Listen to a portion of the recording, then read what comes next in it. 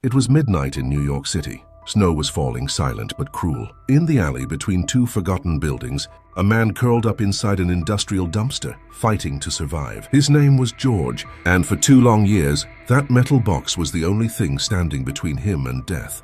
George wasn't sleeping.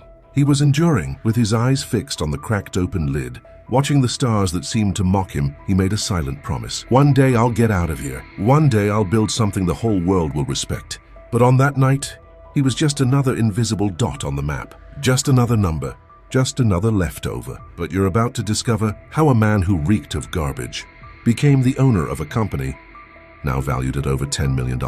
And it all started on that freezing night when despair turned into a seed. What makes someone keep going when everything around them screams to give up? George had lost everything. His home, his job, his dignity. One bad move in the stock market, a failed investment, a brutal divorce, and just like that, every door shut in his face.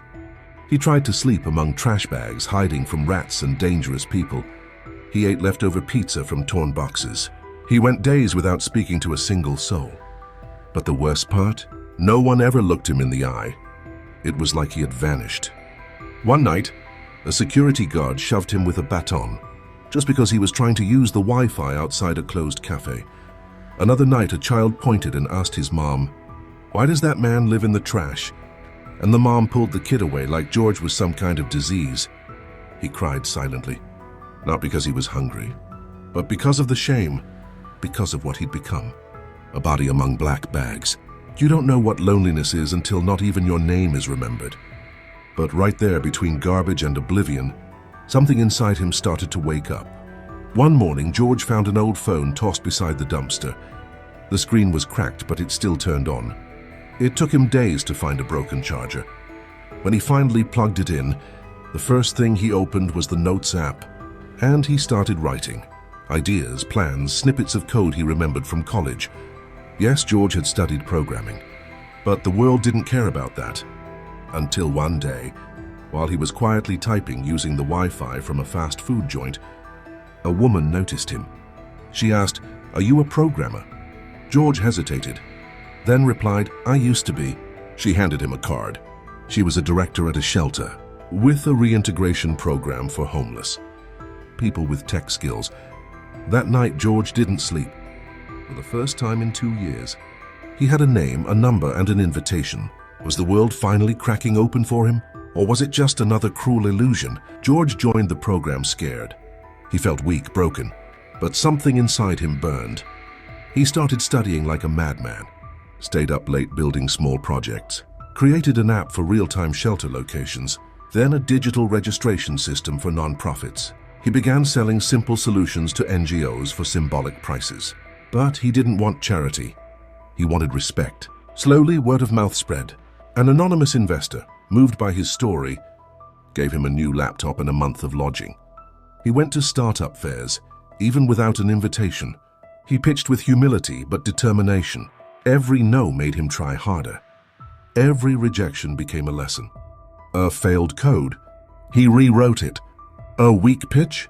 He reworked it until a social tech incubator agreed to fund his first real project. But what would George do with this chance?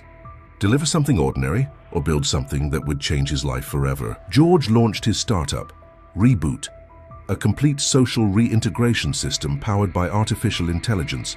It mapped profiles of unhoused individuals, connected them to opportunities, and created personalized plans. In just 1 year, the project had already helped over 5,000 people. And more importantly, George had secured his first million in funding. He was featured in Forbes, interviewed by the New York Times, and honored by the New York City government. But he didn't cry for the money. Money was just a side effect, a detail in the storm he had faced. He cried because former streetmates became programmers, leaders, parents, people with purpose.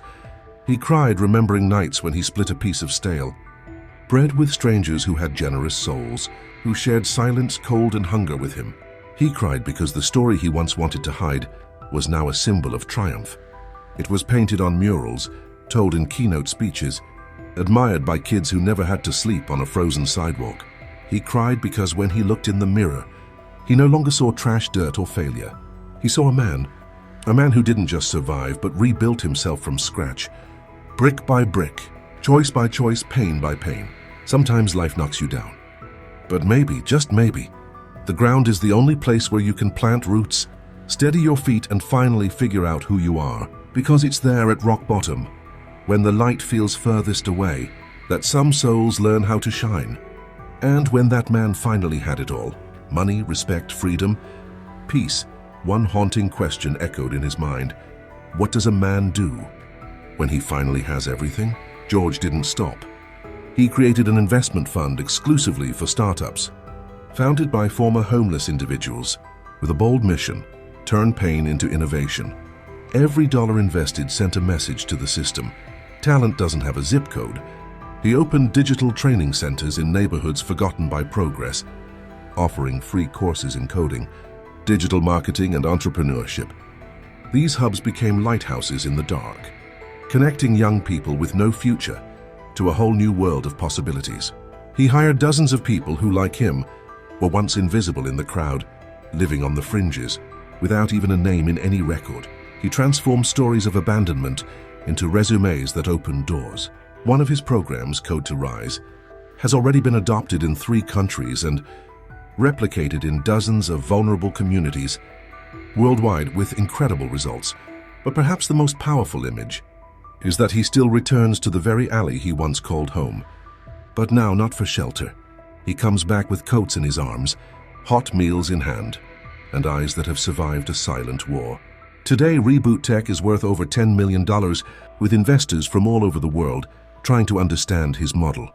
But to George, the greatest value is knowing that hope can rise from the trash, be recycled into purpose, and transformed into legacy, because yesterday's garbage can power tomorrow's revolution.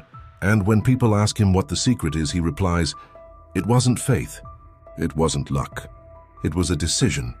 I decided I wasn't going to die invisible." If this story touched you, and share it. Somewhere someone might be sleeping in a dumpster right now, and they just need a spark to change everything. The next great story of survival the world hears might be yours.